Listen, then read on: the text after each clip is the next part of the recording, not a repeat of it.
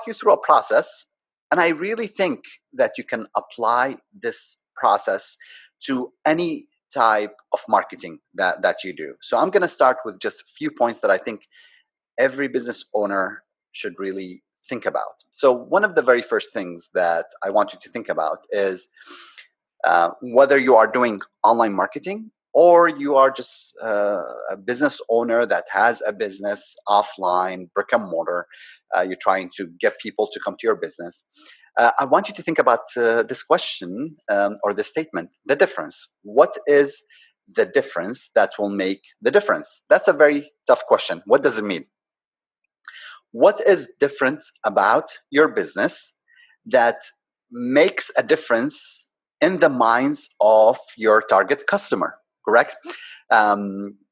Why should I choose to come and work with you versus any of your competitors?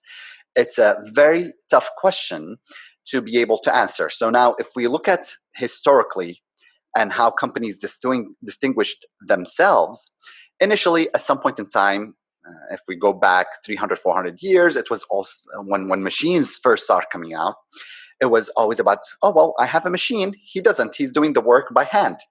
Well, great. Everybody figured this one out. And now everybody has a machine. Then somebody said, well, okay, so machines are no way to distinguish myself.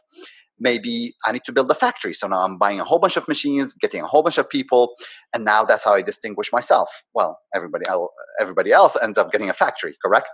It's no longer a differentiating factor. And then at some point they said, well, maybe I have access to capital. I can go ahead and raise money, and maybe I can, whether through angel investors, friends and family, or through more institutional investors, banks and whatnot.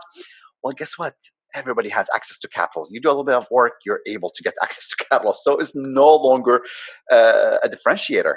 Well, maybe it's my intellectual capacity. That's what we say. I have something very unique.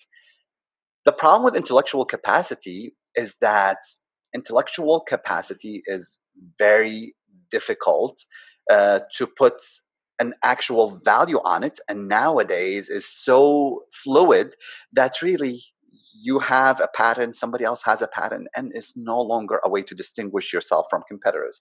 If you think about about online sites, let's talk about online specifically, whether it's SaaS companies, e-commerce, and take any kind of sector, you will notice that they all look the same, correct? They copy each other.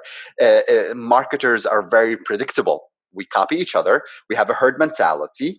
If my competitor is doing 1, 2, 3, then I will do 1, 2, 3. And it's just this copy machine that is constantly taking place. So you want to ask yourself, again, what is the difference that makes the difference? How do I stand out from the crowd?